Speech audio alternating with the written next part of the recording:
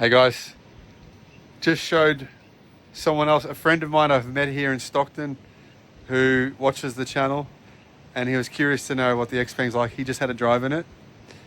We drove down to the gym, did a workout.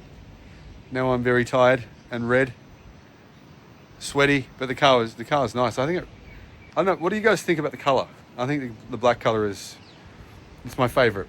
For the G6, I think it looks good. Xpeng recently revealed that they're gonna bring out 12 new models over the next 18 months, which is insane. Now, as you guys know, I have an Xpeng G6. I have the long range version. It's black. It's sitting fully charged in my driveway. I charge it. To be honest, I charge it every few days, just at home. I've got a huge solar system, so even then, I'm not using anywhere near the amount of solar I should be.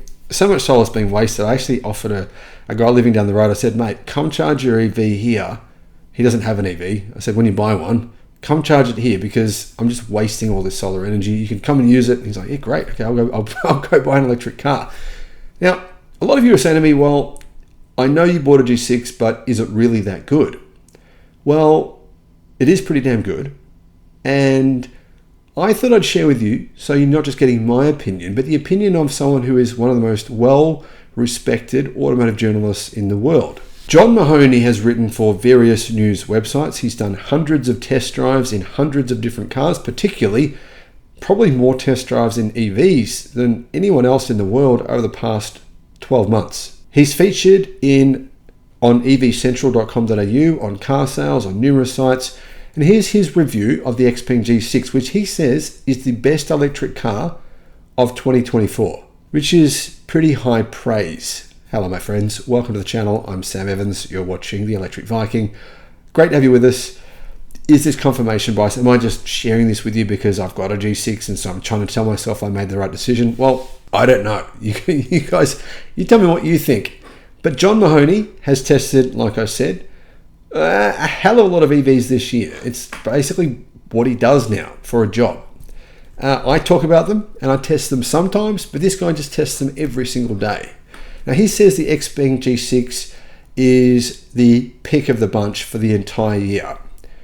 It's been a hell of a half year for electric cars. It's been a hell of a year for electric cars, and it's the sheer diversity of electric cars that I've driven this year. Here are my biggest takeaways from 2024. I began the year driving an upgraded version of the Mercedes EQV that is far smoother and refined than any van with windows has any right to be. Now, guys, Mercedes EQV, John, sorry mate, it's not that good. You need to drive. Maybe he hasn't driven Xpeng's new van, their X9 or the Zeekr 009. Both of those vehicles I think are far superior than the Mercedes-Benz EQV. But he says this, the surprises just kept on coming as the months rolled by. The MG B GT was one of those shocks, an electric resto mod with a difference, as Oxfordshire-based Frontline created its first EV with classic car enthusiasts in mind.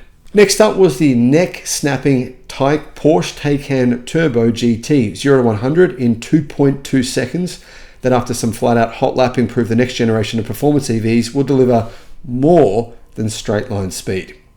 Off track and deep into the bush, the Mercedes-Benz G580e blew expectations out of the water, the perfect demonstration of how much better electric SUVs can be at mountain climbing than internal combustion. Compared to the combustion-powered 4x4s, whatever we did, we could not get the vehicle stuck. But the car that surprised me the most, he says, in 2024 was the Xpeng G6. Guys, something that I just discovered recently. I plugged my vehicle in, the G6, to a charger, and it actually charged at 290 kilowatt. And I'm thinking to myself, am I wrecking the car? This is weird because it's meant to charge at a maximum of 280 kilowatt.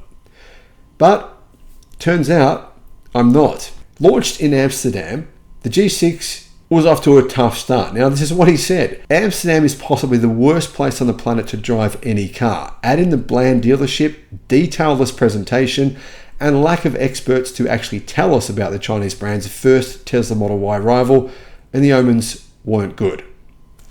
Luckily, the quality of its tech shone through regardless. Here is a car that offers some of the fastest charging in the world, regardless of price. thanks to both its 800 volt electrics and the fact that even the base version with the LFP battery can be charged at 215 kilowatt, while the long range version can be topped up at 280 kilowatt. Now here I'm thinking to myself, 280, okay, I've gone past that. Am I wrecking it?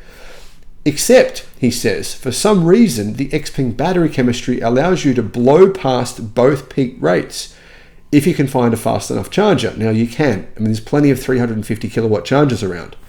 That means some owners are finding 10 to 80% charging takes less than 18 minutes. There you go, guys. I'm not wrecking my car. It's okay to do this. It's okay to charge at 300 kilowatt with a car rated at 280. Crazy. It's supposed to be a similar story for range, with early European owners reporting their cars easily match the claimed WLTP range, boding well for Australians. Now, Australians, if you want to match the WLTP range in normal driving, unless you drive like a granny, you're not going to match it. But you can if you put smaller wheels on it. It's got big wheels here in Australia. It's got 20-inch rims, which is going to reduce your range. So, guys, I'm putting on smaller 19-inch wheels on my vehicle. Wrapped up in an inoffensive design and a decent enough drive, well-made cabin, guys, I think the drive is fantastic. The handling is amazing. Anyhow, he said it has high levels of standard kit and all the in-car technology you'll ever need for a few grand less than a Tesla Model Y, plus a lot more range.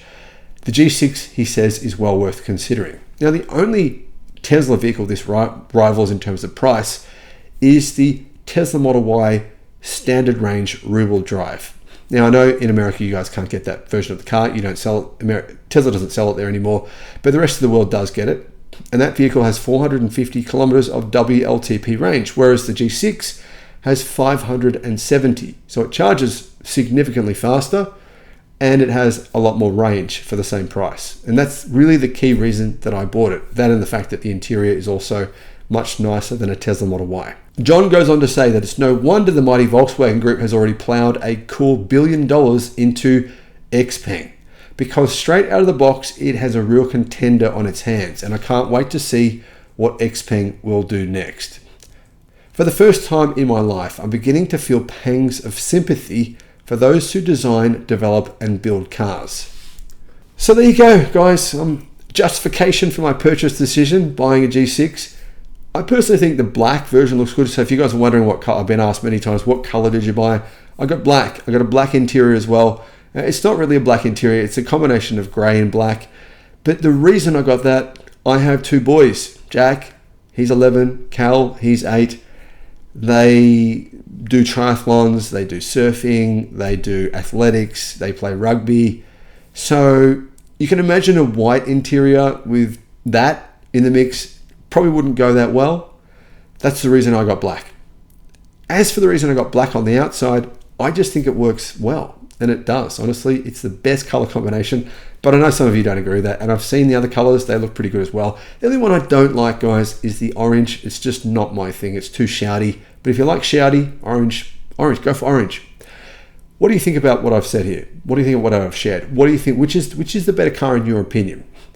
The Zeekr 7X, which is going to be a bit more expensive than G6, the Tesla Model Y, the Hyundai Ioniq 6, the Hyundai Ioniq 5, or the Xpeng G6. Now, the Xpeng G6 is clearly the best value of those four cars, I think.